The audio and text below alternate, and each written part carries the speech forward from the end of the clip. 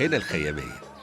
قبل شهر رمضان بيزور الزقاق الضيق ده آلاف الناس، مش بس من القاهرة إنما من كل مكان في مصر.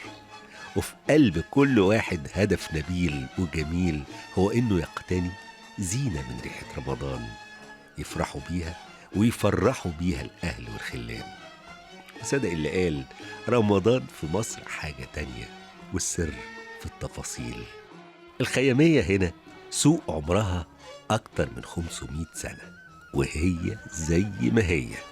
عتبات الدكاكين يتبدل عليها أصحابها، لكن أبدا ما تنساش كل من خط عليها وسمى مستفتح.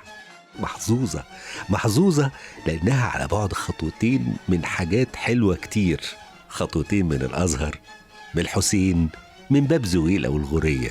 انزل الخيامية وادعيلي. كل سنة وانت طيب. طيب اوعى الإبرة، اوعى الإبرة. أجي ازاي بقى؟ أجي كده. تيجي تنور. أخبارك إيه؟ الحمد لله رب كل سنة وانت طيب ورمضان كريم.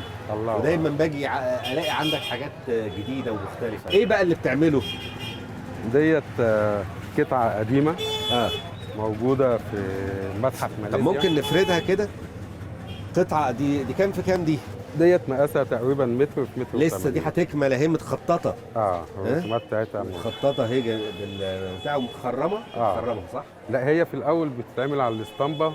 بتترسم على الاسطمبة وبعد كده بتتخرم الاسطمبة وبنحطها نهوت وبنعلمها. حلو. وبعد كده بنبتدي نشتغل. دي قطعة موجودة في متحف في ماليزيا. بس بتاعتنا، هي بتاعتنا يعني مصرية. مصرية وموجودة في المتحف هناك. عمرها قد ايه بقى هناك؟ أكتر من 100 سنة. فالتصميم دوت في كتاب معمول، فحد طلبها مني. جاب لك الكتاب؟ جاب لي الكتاب. ولا كان عايز نسخة من دي؟ عايز نسخة من دي. كويس. فأنا صممتها له بنفس النظام القديم، اللي هي كألوانات وكتصميم. نفس الألوان. نفس الألوان. فبعملها له.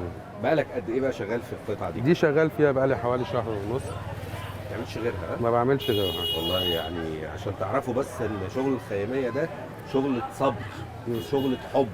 لو مفيش صبر ومفيش حب مفيش خيامية. طبعا. ما هي اساس الشغل بتاعنا الصبر. عشان تشتغلها لازم يبقى عندك صبر، وصبر جامد. ان انت تقعد في قطعه 3 اشهر او اكتر، فحاجه مش سهله. كل قبل رمضان لازم اجي الخيامية، ما ينفعش رمضان من غير ان انا افوت. انت بتيجي تنورنا مرة كل سنه واتنين والله، تحس بريحة الشهر كده. انت بقالك كتير هنا. يعني ايام الوالد. الدرب الاحمر اصلا؟ انا اساسي من الدرب الاحمر. والوالد كان يعني هو اللي معلمنا واحنا الوالد بنكمل. كان في نفس المكان. في نفس المكان. من قد ايه بقى؟ من سنه حاجه و60 واحنا موجودين. يعني داخلين هو على 60 سنه في المكان تقريبا. هنا. والوالد كان في نفس الشغلانه؟ في نفس المهنه. ودلوقتي بكمل انا واخويا. اخوك معاك؟ ها؟ اخويا معايا بس هو مدير مدرسه. وبيجي بيتابع الشغل معايا انا هو. وانت بتفرج؟ انا متفرج لها. كويس. ويجي يكمل معاك بقى؟ بيجي بعد الظهر وبيقعد معايا لغايه الليل. القطعه اللي انت بقالك شهر ونص فيها دي ينفع هو يشتغل فيها معاك؟ لا، هي هي الايد واحده. ايد واحده عشان انت بتبقى عارف انت بادئها ازاي وبتشتغل فيها ازاي. الوالد بقى، تعال نرجع كده ايام الوالد. اكيد حكى لك، اكيد ادالك سر الصنعه والشغلانه يعني. كنتوا بتشتغلوا في نفس الرسومات اللي موجوده؟ لا لا لا. الرسومات كانت مختلفه؟ كانت مختلفه زمان كان اسلامي ولوتس وفرعوني. اسلامي ولوتس وفرعوني. مفيش نباتي؟ مفيش نباتي، مفيش طيور. ما تقولش برافو عليك وبتاع ولا لا ايه؟ ما شاء الله. بعشر الام. دلوقتي بقى حصل تطوير في الشغل ذات نفسه. يعني انت حضرتك وسط حاجه زي الجنب دي ما كانتش موجوده. ما كانتش موجوده. ده ابتكاركم بقى، ابتكار الجيل الجديد. الجيل الجديد على اساس احنا برضه عملنا معارض خارج مصر. يعني انا عملت معارض في امريكا واستراليا لا احكي لي بقى.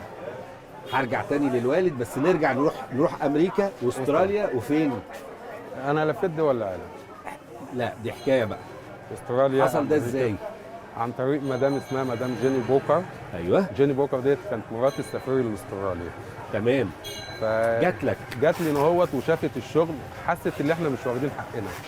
ده صحيح، معاها حق. فهي حاولت بقى، جابت شركه امريكيه تعاقدت معاها وشافت الشغل بتاعنا، فاعجبوا ان ازاي شغل زي كده وبيتعمل يدوي ومش واخد حقه على المستوى العالي. فالشركه ديت عملت لي فيزا امريكا ومضت عقد معايا 3 سنين، ان كل معرض بالنسبه لها انا اروح اوري الناس الشغل بيتعمل ازاي. بتاخد قطع من هنا، الشركه ذات نفسها كانت بتاخد شغل من تاخد مجموعه تبيعها وانا امثل الخياميه اللي انا اروح اوري الناس الشغل بيتعمل